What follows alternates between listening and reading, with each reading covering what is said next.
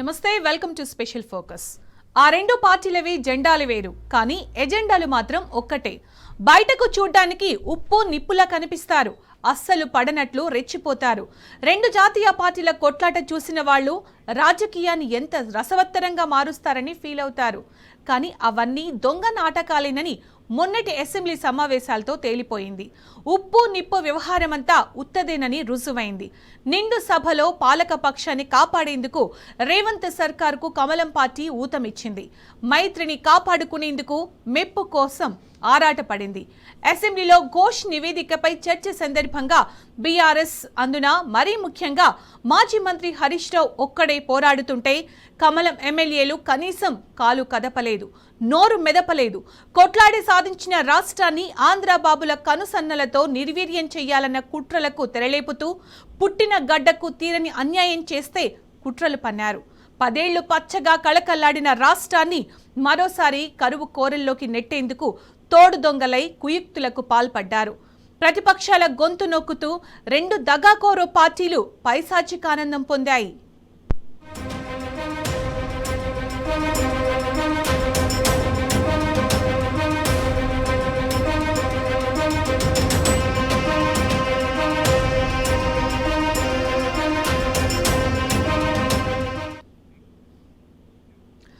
Telangana assembly సాక్షిగా Congress BJP మైత్రి మరోసారి బయటపడింది.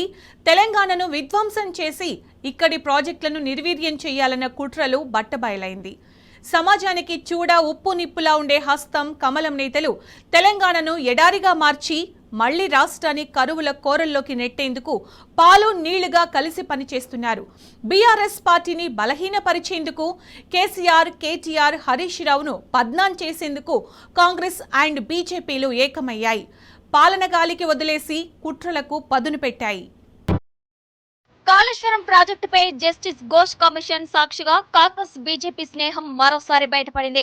కాళేశ్వరం కుట్రలు చేసి ప్రాజెక్టు నిర్వీర్యం చేసి తెలంగాణను ఎడారిగా మార్చాలన్న రేవంత్ మోడీ చీకటి ఒప్పందాలు అసెంబ్లీ సాక్షిగా బట్టబయలైంది.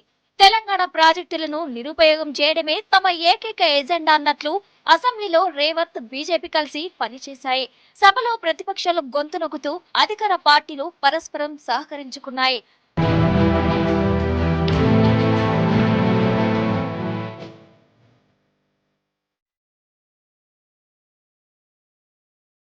సభ ప్రారంభం కాగానే ఫస్ట్ సెషన్స్ లో కష్టమని లేచిన కమలం నేతలు సెకండ్ హాఫ్ వచ్చేసరికి సరెండర్ అయిపోయారు. రేవంత్ సర్కార్ కు పరోక్షంగా సహకరిస్తూ వచ్చారు. కాళేశ్వరం నివేదికపై చర్చ హరీష్ రావు కాకపుట్టిస్తుంటే కాషాయ దళం చెవులున్నా వినలేని, కళ్ళున్నా మూసుకొని కూర్చుందే కాని నోరు విప్పలేదు. అదేమని ప్రభుత్వాన్ని ప్రశ్నించలేదు, ప్రధాన ప్రతిపక్షాన్ని విమర్శించను లేదు. రెండు జాతీయ పార్టీల జాన్ జిగ్రీ దోస్తీకి ఇంతకన్నా నిదర్శనం ఇంకేం కావాలి?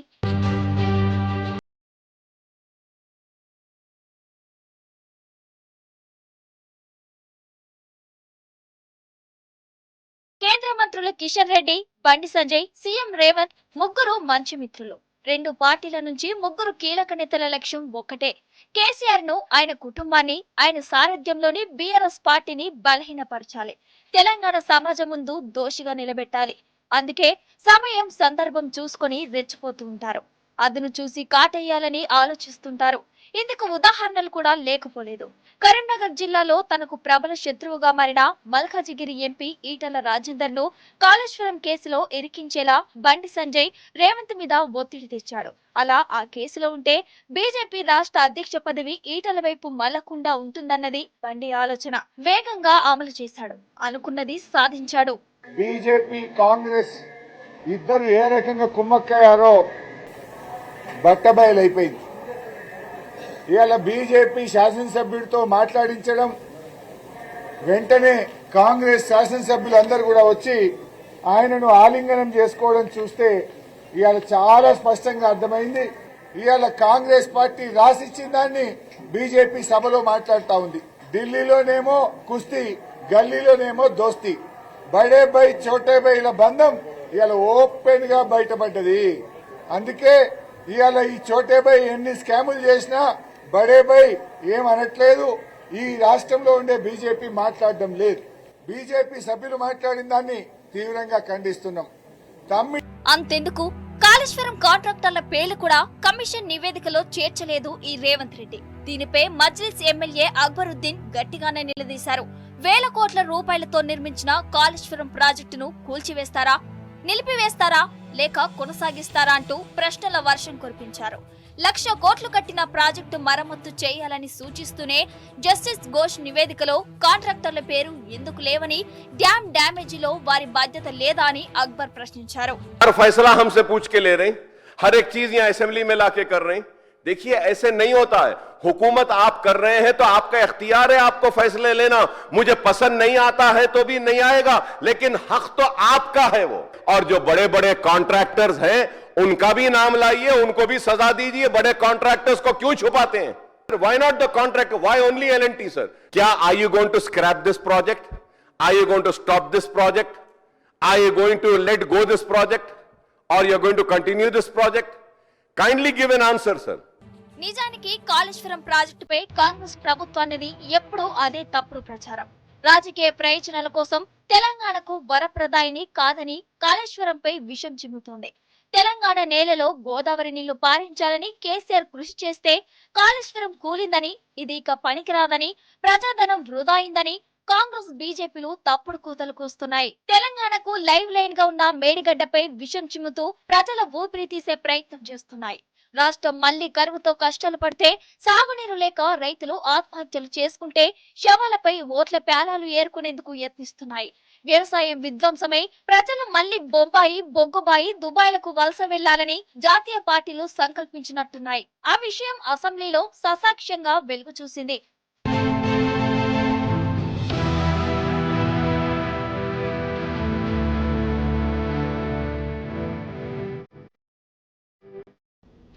కేసీఆర్ ను, హరీష్ రావును టార్గెట్ చేసిన రేవంత్ రెడ్డి ఆ అక్కస్ను కాళేశ్వరం ప్రాజెక్టుపై చూపించారు. రాజకీయంగా ఎదుర్కొనే దమ్ము లేక కేసీఆర్ తన 10 ఏళ్ల పాలనలో చేసిన అభివృద్ధి పనులపై విషం చిమ్మారు. ఇంకా చిమ్ముతూనే ఉన్నారు. తెలంగాణ నుంచి కరువును తరిమి కొట్టేందుకు కేసీఆర్ 10 ఏళ్లలో కట్టిన ప్రాజెక్టులపై విష ప్రచారం చేస్తూ పైశాచిక ఆనందం పొందుతున్నారు. ఇదే విషయంలో మొన్నటి అసెంబ్లీ సాక్షిగా మరోసారి రుజువైంది. కాళేశ్వరం ప్రాజెక్టు పనికిరాదని, 1,00,000 కోట్లు వృధా అయ్యాయని సీఎం రేవంత్ రెడ్డి సభను మరోసారి తప్పుదోవ పట్టించారు.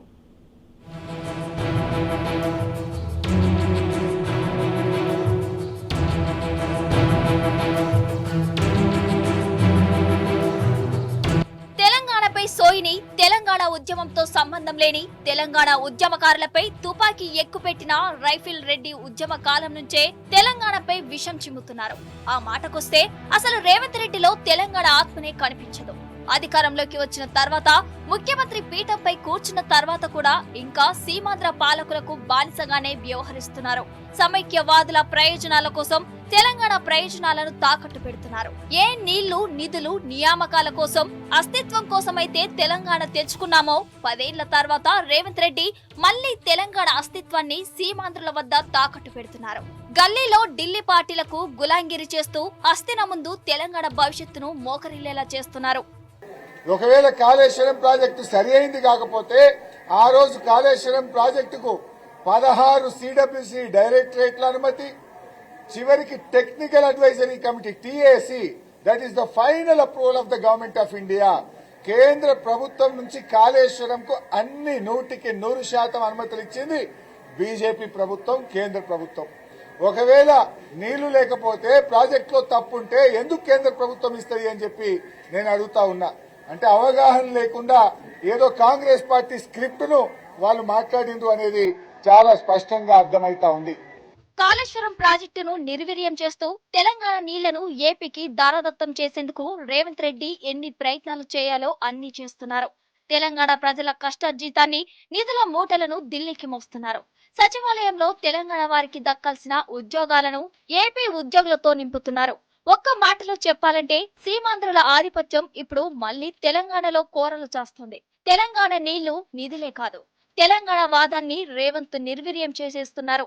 సమైక్యవాదుల ఏజెంట్గా తెలంగాణ అస్తిత్వంపై దాడి చేస్తున్నారు.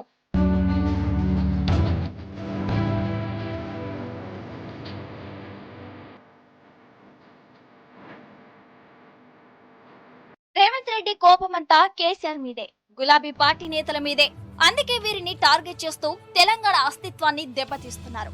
మరీ ముఖ్యంగా కేసీఆర్ పై, తెలంగాణపై అక్కస్సుతో ఉన్న రేవంత్ రెడ్డి సీమాంధ్ర పార్టీలకు బంటుగా వ్యవహరిస్తున్నాడు. అధికారంలోకి రానప్పటి నుంచే విషం చిమ్ముతున్నారు. అధికారంలోకి వచ్చాక ఆ దాడిని మరింత పెంచారు. 10 ఏళ్లు తెలంగాణలో కేసీఆర్ సుస్థిరంగా వేసిన ఆనవాళ్లు లేకుండా చేస్తానని శపథం చేశాడు. ఇప్పుడైతే ఏకంగా తెలంగాణ ఆనవాళ్లే లేకుండా చేసే కుట్రలకు పాల్పడుతున్నాడు. ఇవాళ ఆయన గురుదక్షిణ చెల్లించుకోవడంలో భాగంగా 80 టీఎంసీలు తెలంగాణకు రావాల్సిన నీళ్లు కృష్ణానది నీళ్లు ఆంధ్రాకు అప్పచెప్పిండ్రు. ఇవాళ తెలంగాణలో పంటలు ఎండినాయి, ఆంధ్రాకు 80 టీఎంసీల నీళ్లు అదనంగా ఇచ్చిండ్రు. 20 ఏళ్లు కాంగ్రెస్ తెలుగుదేశం ప్రభుత్వాలు పెండింగ్ ప్రాజెక్టులుగా మారిస్తే రన్నింగ్ ప్రాజెక్టులుగా మార్చి 10 లక్షల ఎకరాలకు పాలమూరు జిల్లాలో నీళ్లిచ్చినాం. 4,000 కోట్లు కల్వకుర్తి, నెట్టంపాడు, భీమా, కోయిల్ సాగర్ మీద ఖర్చు పెట్టిన ప్రభుత్వం ఇవాళ బీఆర్ఎస్ ప్రభుత్వం. మొదటి నుంచి రేవంత్ రెడ్డి తెలంగాణ రాష్ట్రానికి వ్యతిరేకే.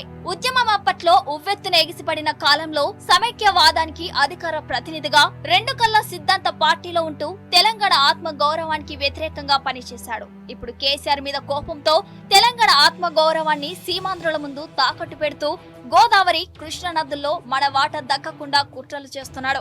కాళేశ్వరం ప్రాజెక్టు నిర్మాణం జరిగితే ఏపీ జలదోపిడీలో కాస్త తగ్గుతుందన్న ఉద్దేశంతో బాబు బంట్రోతు రేవంత్ కాళేశ్వరం కట్టకుండా అనేక ప్రయత్నాలు చేశారు. నాటి ప్రభుత్వం కాళ్లల్లో కట్టెలు పెట్టి అడ్డుకునే కుట్రలు చేశాడు. కానీ సమైక్యవాదుల కుట్రలు, తెలంగాణలో వారి ఏజెంట్ల కుట్రలు భగ్నం చేస్తూ అపర భగీరథుడిగా కేసీఆర్ కాళేశ్వరం ప్రాజెక్టును యుద్ధ ప్రతిపాదికంగా పూర్తి చేశారు.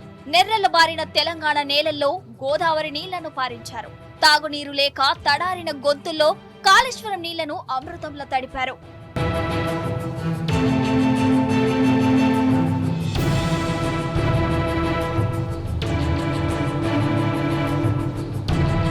కాళేశ్వరం నిర్మాణంతో తెలంగాణ నుంచి కరువు పారిపోయింది. సాగు, తాగునీటి కష్టాలు తీరాయి. లక్షల ఎకరాలు సాగులోకి వచ్చాయి. కోట్ల టన్నుల పంటలు పండాయి. ఒకప్పుడు ఆంధ్రను అన్నపూర్ణగా అభివర్ణించేవారు. కానీ కాళేశ్వరం తర్వాత తెలంగాణ రైస్ బౌల్ గా మారింది. అయితే కాళేశ్వరం ప్రాజెక్టుతో సస్యశ్యామలంగా ఉండటం కాంగ్రెస్, బీజేపీలతో పాటు ఇతర సమైక్యవాదులకు సుతారం ఇష్టం లేదు. తెలంగాణ ప్రాజెక్టులను నిర్వీర్యం చేసి తెలంగాణ సంపద దోచుకునేందుకు, నీటిని ఏపీకి, నిధులు ఢిల్లీకి తరలించేందుకు సీమాంధ్ర పార్టీలు మిడతల దండులా పడ్డాయి. దానికి మన ప్రాంతం వాడే వత్తాసు పలకడం మాటల్లో చెప్పలేనంత దుర్మార్గం. సందట్లో సడేమియా అన్నట్టు బీజేపీ ఆశపడుతుంది. దబ్బన ఏమన్నా నాకు కూడా దొరుకుతుందేమో, ఛాన్స్ దొరుకుతుందేమో. సమస్యనే లేదు. ఎందుకంటే ఇప్పుడు 8 మంది ఎంపీలు ఉన్నారు బీజేపీ వాళ్ళు, 8 మంది ఎమ్మెల్యేలు ఉన్నారు. ఇప్పుడు 8 మంది ఎంపీలు ఉన్నారు కదా, మీరు ఒకటి చూడుర్రి. ఒక్క రోజున కాంగ్రెస్ పార్టీ మీద పోరాటం చేస్తారా? పొరపాటున కాంగ్రెస్ పార్టీని ఒక మాట అంటారా? 2 మంత్రులు ఉన్నారు, కేంద్ర మంత్రులు. ఒక ఆయననేమో సహాయ మంత్రి, ఇంకొక ఆయననేమో నిస్సహాయ మంత్రి. ఏమి కాదు, 2తో ఊదు కాలది, పీరి లేవది. తెలంగాణకు రూపాయి తెచ్చే ముఖం లేదు. కానీ తెల్లారు లేస్తే కేసీఆర్ని తిట్టాలి, బీఆర్ఎస్ని తిట్టాలి. అరే తిట్టుడేదో కాంగ్రెస్ని తిట్టరాదరా పోయి, ఆయన గవర్నమెంట్లో ఉన్నాడంటే అది శాత కాదు. రేవంత్ రెడ్డిని ఆయన అన్నాడు. ఇంకా గమ్మత్ చూడరు మీరు. నిన్న రేవంత్ రెడ్డినేమో పల్లెత్తు మాట అన్నారు. ఒక్క మాట. అసలు ఆయనకు రక్షణ కవచమే వీళ్ళు. నేను మొన్న మాట్లాడుకుంటే చెప్పిన, ఈ సెంట్రల్ యూనివర్సిటీ భూములు ఈ దందా వెనుక ఒక బీజేపీ ఎంపీ ఉన్నాడని నేను చెప్పిన. పేరు చెప్పలే నేను. గుమ్మడికాయల దొంగ ఎవడరా అంటే భుజాలు తడుపుకున్నట్టు ఒకరికి ఒకటి వస్తుండు బయటికి వచ్చి నన్ను తిట్టుడు. నన్ను తిట్టుడు ఎందుకు రా, నువ్వు చేసేదో అటు చేయు. మీరు కేంద్రంలో ఉన్నారు, మీరు చేసేదో అక్కడ చేయండి అంటే ఎవడు చెప్తలేడు. తిట్టుడు మాత్రం నన్ను. రేవంత్ రెడ్డిది మొదటి నుంచి కాళేశ్వరంపై విష ప్రచారమే. సీమాంధ్ర పార్టీలకు ఏజెంట్ గా మారాడు. తెలంగాణ నీటిని ఏపీకి తరలించుకుపోయేందుకు కాళేశ్వరాన్ని నిరుపయోగంగా మార్చే కుట్రలు చేస్తున్నాడు. అధికారంలో లేనప్పుడే కుట్రలు చేసిన రేవంత్ అధికారంలోకి వచ్చాక ఏపీ జలదోపిడికి సాయం చేస్తున్నాడు. కాళేశ్వరం ప్రాజెక్టు ఉపయోగంలో ఉంటే ఏపీ జలదోపిడికి అవకాశం ఉండదు. అందుకే మొదటి నుంచి కాళేశ్వరంపై చెప్పలేనని కుట్రలు పన్నుతున్నాడు. ఇప్పుడు ఏకంగా మేడిగడ్డ కూలిపోయిందని, పనికిరాదంటూ తప్పుడు ప్రచారం చేస్తూ తెలంగాణ నీటి హక్కులను ఏపీకి తాకట్టు పెట్టే ప్రయత్నం చేస్తున్నాడు. తెలంగాణ నీటి వాటాను ఆంధ్రాకు దారాదత్తం చేస్తున్నాడు. నిజానికి కాళేశ్వరం ప్రాజెక్టు తెలంగాణకు గుండెకాయ లాంటిది. గుండె శరీరంలో అన్ని భాగాలకు రక్తాన్ని సరఫరా చేసినట్లే కాళేశ్వరంలో భాగమైన మేడిగడ్డ తెలంగాణ మారుమూల ప్రాంతాలకు సాగు తాగునీటిని అందిస్తోంది. గుండె రక్తాన్ని ఎత్తిపోసినట్లే కాళేశ్వరం గోదావరి నీటిని ఎత్తిపోస్తూ తెలంగాణకు జీవధారమయ్యింది. అలాంటి కాళేశ్వరంపై కాంగ్రెస్, బీజేపీలు మొదటి నుంచి కుట్రలు చేస్తున్నాయి. అనుమతుల నుంచి మేడిగడ్డపై తప్పుడు ప్రచారం వరకు వ్యూహాత్మకంగా విషం చిమ్ముతున్నాయి. ఒక్క మాటలో చెప్పాలంటే తెలంగాణ ప్రజల బతుకులను కాళేశ్వరం సమూలంగా మార్చేసింది. రాష్ట్ర ముఖ చిత్రాన్ని మార్చింది. జనాల జీవన ప్రమాణాలతో పాటు ప్రజల ఆదాయం పెంచింది. సాగు తాగునీటి రందిని తీర్చింది. వ్యవసాయాన్ని పండుగగా మార్చింది. రాష్ట్ర ఆదాయం జాతీయ జీడీపీలో తెలంగాణ వాటా అమాంతం పెంచింది. ప్రపంచ ఎత్తిపోతల పథకంలో చరిత్ర సృష్టించి 21వ శతాబ్దపు ఇంజనీరింగ్ అద్భుతంగా నిలిచింది. కాళేశ్వరంపై కాంగ్రెస్, బీజేపీలు మొదటి నుంచి కుట్రలు చేస్తూనే ఉన్నాయి. తెలంగాణ సస్యశ్యామలం కాకుండా, పంటలు పండకుండా తెలంగాణను మళ్లీ ఎడారిగా మార్చేందుకు రెండు జాతీయ పార్టీలు కుయుక్తులు పన్నుతున్నారు. కాళేశ్వరం అందించిన ఫలాలతో రాష్ట్రం దేశానికి రోల్ మోడల్ గా మారడంతో ఉత్తరాది జాతీయ పార్టీలు తెలంగాణపై కుట్రలు చేయడం మొదలుపెట్టాయి. నదుల అనుసంధాల పేరుతో తెలంగాణ నీటి హక్కులు హరిస్తూ దక్షిణ గంగ అయిన గోదావరిని ఉత్తరాదికి తరలించుకుపోయే కుట్రలు చేస్తున్నారు. తెలంగాణకు బీజేపీ చేసిన ఒక పై సంబంధం పని ఏదైనా ఉన్నదా? మీరు కూడా ఆలోచించండి, ప్రజలు కూడా ఆలోచిస్తున్నారు. ఎందుకంటే ప్రజా పోరాటాల్లో లేరు. హైడ్రా బాధితుల దగ్గరికి వీళ్ళు పోయేది లేదు. మూసీ బాధితుల దగ్గరికి పోయేది లేదు. సెంట్రల్ యూనివర్సిటీ పిల్లల కోసం కొట్లాడేది లేదు. లగచర్లలో లంబాడ రైతులను జైల్లో పెడితే మాట్లాడరు. రేవంత్ రెడ్డి ఇచ్చిన హామీలు అమలు చేయకపోతే మాట్లాడరు. మరి బీజేపీ వాళ్ళని ప్రజలు ఎందుకు పట్టించుకోవాలి, ఎందుకు పట్టించుకుంటారు? ఆలోచించండి. వాళ్ళకి తెలిసింది ఒకటే ఒక్క మందు, ఏమన్నంటే మతం పిచ్చి నింపాలి, మొత్తానికి ఆఖరికి మతం పేరు మీద రాజకీయం చేయాలి. కానీ తెలంగాణ ప్రజలు ఇలా చాలా చైతన్యవంతంగా ఉన్నారు. మళ్ళీ రిస్క్ తీసుకోరు. అమ్మో మొన్ననే కాంగ్రెస్ నమ్మి బొందల పడ్డం, ఈసారి మాత్రం రిస్క్ తీసుకోవద్దు, ఈసారి మళ్ళీ ఈ లంగలను నమ్మితే ఇంకా రాజకం వీళ్ళు అని చెప్పి భయంలో ఉన్నారు. కాబట్టి ముమ్మాటికి భవిష్యత్తు మనది. అయితే కాళేశ్వరం ప్రాజెక్టు అందుబాటులో ఉంటే అటు ఏపీతో పాటు ఉత్తరాది పార్టీల లక్ష్యం నెరవేరడం సాధ్యం కాదు. అందుకే కాళేశ్వరంపై బీజేపీ, కాంగ్రెస్ పార్టీలు కుమ్మక్కై మేడిగడ్డపై విష ప్రచారం మొదలుపెట్టాయి. మేడిగడ్డపై ఉమ్మడిగా తప్పుడు ప్రాపగండ చేశాయి. ఎన్నికల ముందు నుంచి మేడిగడ్డ కూలిందని, గ్లోబల్స్ ను మించిన ప్రచారం చేస్తూ ఎన్డీఏసీను అడ్డు పెట్టుకుని రాజకీయాలు చేశాయి. లక్షల కోట్ల అవినీతి జరిగిందంటూ తప్పుడు కూతలు కూశాయి. కాళేశ్వరం కూలేశ్వరం అంటూ దిగజారుడు మాటలు మాట్లాడారు. అధికారంలోకి వచ్చిన వెంటనే కేసీఆర్ ను, బీఆర్ఎస్ ప్రభుత్వాన్ని, హరీష్ రావును బద్నాం చేసి తెలంగాణ నాయకత్వాన్ని నిర్వీర్యం చేశాడు రేవంత్. రాష్ట్రంలో మరో వ్యవసాయ విప్లవం సృష్టించిన కాళేశ్వరంపై విష విచారణ కోసం జస్టిస్ ఘోష్ కమిషన్ ఏర్పాటు చేసి దానికి మరింత ఆజ్యం పోసింది. కాంగ్రెస్ వ్యవహారం కూడా ఒకసారి చూడండి, రేవంత్ రెడ్డి గారి వ్యవహారం కూడా చూడండి. నిన్నగాక మొన్న సోనియా గాంధీ గారి మీద, రాహుల్ గాంధీ గారి మీద ఈడీ వాళ్ళు ఛార్జ్ షీట్ వేసిండ్రు. నేషనల్ హెరాల్డ్ అని ఒక స్కామ్ ఏదో అయింది, 2000 కోట్ల కుంభకోణం అని చెప్పి వాళ్ళ మీద ఛార్జ్ షీట్ వేసి A1గా సోనియా గాంధీ, A2గా రాహుల్ గాంధీని పెట్టిరు. మొత్తం దేశమంతటినేమో కాంగ్రెస్ ఏడాడు ఉందో అక్కడ లొల్లి చేసిండ్రు. బీజేపీని, మోడీని తిట్టుకుంటూ బయటకు వచ్చి నిరసనలు చెప్పారు. ఇక్కడ కూడా ఏదో చేసినట్టు మహేష్ కుమార్ గౌడ్ పాపం ఇంకా కొంతమంది పోయి లొల్లి పెట్టినట్టు చేసిర్రు. కానీ రేవంత్ రెడ్డి మాత్రం ఒక్క మాట మాట్లాడలే ఈరోజు వరకు. ఏది వాళ్ళ నాయకత్వం మీద, వాళ్ళ టాప్ లీడర్షిప్, సోనియా గాంధీ, రాహుల్ గాంధీ మీద కేసు అయితే, ఛార్జ్ షీట్ అయితే, దేశంలో ఉన్న కాంగ్రెస్ వాళ్ళందరూ మాట్లాడుతుంటే రేవంత్ రెడ్డి మాత్రం కుయ్యి లేదు, కయ్యి లేదు, సడి లేదు, సప్పుడు లేదు. ఎందుకు అంటే ఒక గంత దృఢమైన బంధం, చోటే బాయిది బడే బాయిది, అంత దృఢమైన బంధం అన్నట్టు. ఆయన కాపాడుతాడు, ఈయన కాపాడుతాడు. కేసీఆర్ ను, హరీష్ రావును బద్నాం చేయడమే కాదు, కాళేశ్వరంపై జస్టిస్ ఘోష్ ఇచ్చిన నివేదికను ప్రభుత్వంలో అసెంబ్లీలో పెట్టింది. అయితే ఘోష్ ఇచ్చిన నివేదికపై సభలో హరీష్ ప్రభుత్వంపై, కమిషన్ పై నిప్పులు చెరిగారు. రిపోర్టును తప్పుల తడకగా అభివర్ణించారు. కాంగ్రెస్ ప్రభుత్వం, రేవంత్ రెడ్డి, మోడీ త్రిమూర్తులు తయారు చేసిన నివేదికలా ఉందంటూ ఆగ్రహం వ్యక్తం చేశారు. పక్కా ప్లాన్తోనే సభలో ఘోష్ కమిషన్ నివేదిక పెట్టిన రేవంత్ వ్యక్తిగత కక్షను తన మాటలతో బయట పెట్టుకున్నారు.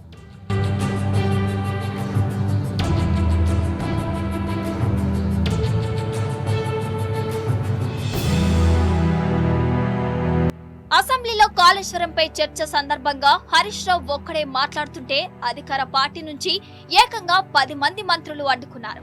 ఘోష్ కమిషన్ చేసిన తప్పుడు ఆరోపణలు తెలంగాణ ప్రజలకు తెలియకుండా ప్రయత్నించారు. అందుకే హరీష్ ప్రసంగానికి పదే పదే అడ్డు తలుగుతూ నిజాలు జనాల్లోకి వెళ్లకుండా చూశారు. అయితే ట్రెజరీ బెంచ్ ఎన్ని అడ్డంకులు సృష్టించినా హరీష్ రావు సభలో సహనం కోల్పోలేదు.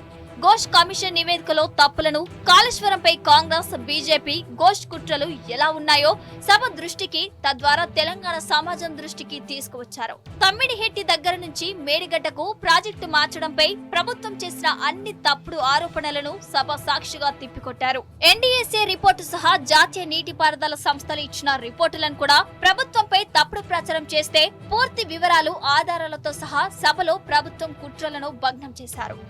ఇలా మీరు రాజకీయం చేస్తున్నారు. ఎన్డీఎస్ఏ అని ఓ చిల్లర రాజకీయాన్ని పాల్పడుతున్నారు. ఎన్డీఎస్ఏ దేశం మొత్తం ఉంటుందా, ఒక కాళేశ్వరంకే ఉంటుందా? ఇదే గోదావరి నది మీద కిందికి పోతే పోలవరం కొట్టుకపోయింది, పోలవరం డయాఫ్రేమ్ వాల్ కొట్టుకపోయింది, పోలవరం గైడ్ వాల్ కొట్టుకపోయింది, 2000 కోట్ల రూపాయల నష్టం జరిగింది. మరి ఎందుకో ఎన్డీఎస్ఏ పోదు? ఎన్డీఎస్ఏ కాళేశ్వరంకి వచ్చింది గోదావరి మీద, 2 పియర్లు గుంగితే వచ్చింది. ఆడ 2000 కోట్ల రూపాయల డయాఫ్రేమ్ వాల్ కొట్టుకపోయి గైడ్ వాల్ కొట్టుకపోతే 5 ఏళ్ళైనా ఎన్డీఎస్ఏ ఎందుకు పోదు? ఇక్కడనేమో 5 రోజుల్లోనే వస్తారు, 5 రోజుల్లో ఇక్కడ వస్తారు. 5 ఏళ్ళైనా పోలవరంలో ఎన్డీఎస్ఏ పోదు. 5 నెలలైనా ఎస్ఎల్బీసీ టనల్ కుప్పగూలితే ఎన్డీఎస్ఏ రాదు. కిషన్ రెడ్డి పంపడు, ఎన్డీఎస్ఏ రాదు. ఎందుకు రాదు? కిషన్ రెడ్డి, రేవంత్ రెడ్డి, కాంగ్రెస్ బీజేపీల మధ్య ఢిల్లీలోనేమో కొట్లాడతారు, గల్లీలోనేమో అలాయి బలాయి చేసుకుంటారు. ఈ రాష్ట్రంలో ఇద్దరు కలిసిపోయింది. కలవకపోతే ఎస్ఎల్బీసీ టనల్ కుప్పగూలి ప్రాజెక్టు భవిష్యత్తు ప్రశ్నార్థకమైతే ఎందుకు ఎన్డీఎస్ఏ రాలేదు? నేను అడుగుతా ఉన్నా. ఇలా పోలవరంలో కూలిపోయింది, మరి అక్కడ ఎన్డీఎస్ఏ పోలే, చేసిండ్రు, రిపేర్ స్టార్ట్ చేసిండ్రు. ఇప్పుడు కొత్త డయాఫ్రేమ్ వాళ్ళు కట్టనే ఉన్నారు. మరి ఆడ కట్టినప్పుడు ఈడెందుకు కట్టరు? ఈడ ఎన్డీఎస్ఏ పేరు మీద ఎందుకు కాలయాపన చేస్తున్నారు? అంటే పోలవరంకో నీతి, కాళేశ్వరంకో నీత, కాళేశ్వరంకో నీతి, ఎస్ఎల్బీసీ టనల్కు ఇంకొక నీత. ఇదంతా చిల్లర రాజకీయం చేస్తున్నారు. ఇలా ప్రజలకు కూడా అర్థమైపోయింది. ఘోష్ కమిషన్ నివేదికపై అసెంబ్లీలో చర్చ సందర్భంగా సీఎం రేవంత్ రెడ్డివి అవే అబద్ధాలు, అవే బూతులు, అవే మురికి మాటలు, ప్రతిపక్షాల చావు కోరుకునే దివాలాకోరు మాటలు మాట్లాడాడు. పాలన చేతగాక విపక్షాలను నిందించడమే లక్ష్యంగా రేవంత్ జుగుప్సాకర వ్యాఖ్యలు చేశాడు. మోసే మురికి కంటే ఎక్కువ విషాన్ని నింపుకున్న రేవంత్ జూటా మాటలు, టోకా పనులు చేశాడు. సందర్భం ఏదైనా, సమస్య ఏదైనా బీఆర్ఎస్ ను తిట్టడం, కేసీఆర్ కుటుంబం చావు కోరుతూ ప్రసంగించడం ఓ అలవాటుగా మార్చుకున్నాడు.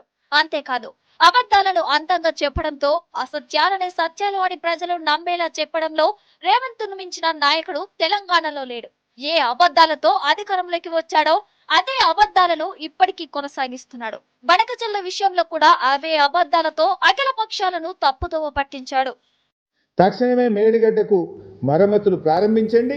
మరొక వైపు ఉన్న అవకాశాన్ని మేడిగడ్డతో సంబంధం లేకుండా మోటార్లు ఆన్ చేయండి, రైతాంగంని కాపాడండి అని చెప్పి మేము కోరుతా ఉన్నాం. ఇప్పుడు అన్నదాతకు ఒక అక్షయ పాత్ర లాంటిది కాళేశ్వరం ప్రాజెక్టు. హైదరాబాద్ దాహార్తిని తీర్చడానికి ఒక ఆపద్బాంధు లాంటిది కాళేశ్వరం ప్రాజెక్టు.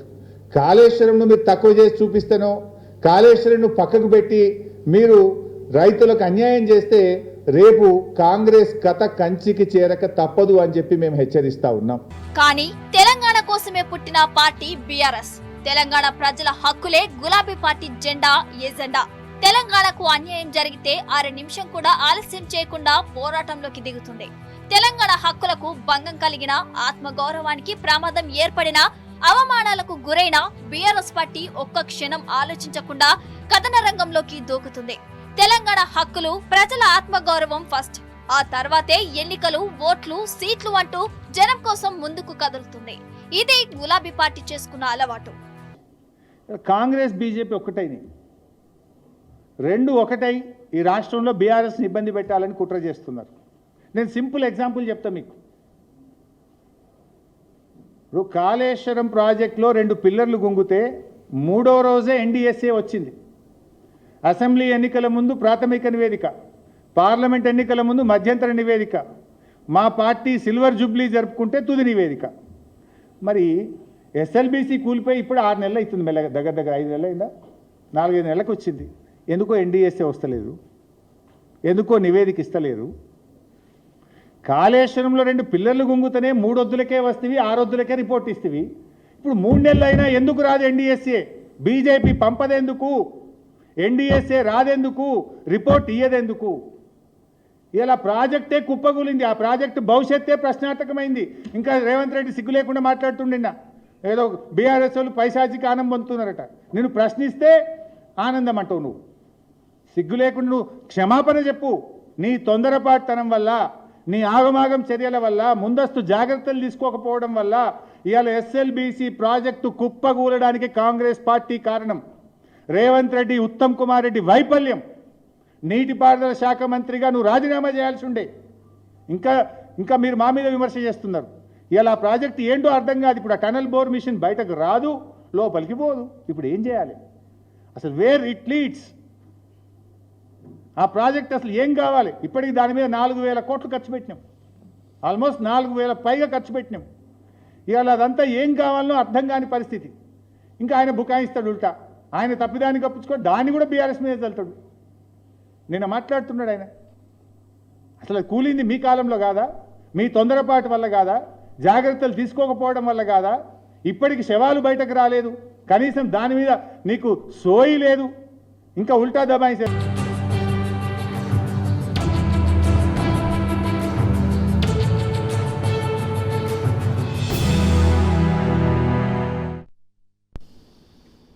అందుకే కృష్ణా గోదావరి నదుల్లో నీటి పంపకాల్లో అన్యాయం జరుగుతుంటే తెలంగాణ ఆత్మగౌరవం, హక్కుల పునాదుల మీద పురుడు పోసుకున్న బీఆర్ఎస్ చూస్తూ ఉండలేకపోయింది. 10 ఏళ్లు నీటి హక్కులను సాధించి ఇప్పుడు 20 నెలల్లోనే మళ్లీ తెలంగాణ జలదోపిడీకి గురైతుంటే జీర్ణించుకోలేకపోయింది. అయితే సీఎం రేవంత్ తప్పులు చేయడం, ప్రజలకు దొరకడం కామన్ అయ్యింది. బీఆర్ఎస్ ప్రభుత్వాన్ని ఇబ్బంది పెట్టేందుకు, ప్రజల్లో పలుచన చేసేందుకు రేవంత్ రెడ్డి ఏ అంశంపై మాట్లాడినా తాను తీసిన గొయ్యిలో తానే పడుతున్నాడు. ఇది వాళ్ళ స్పెషల్ ఫోకస్. నమస్తే.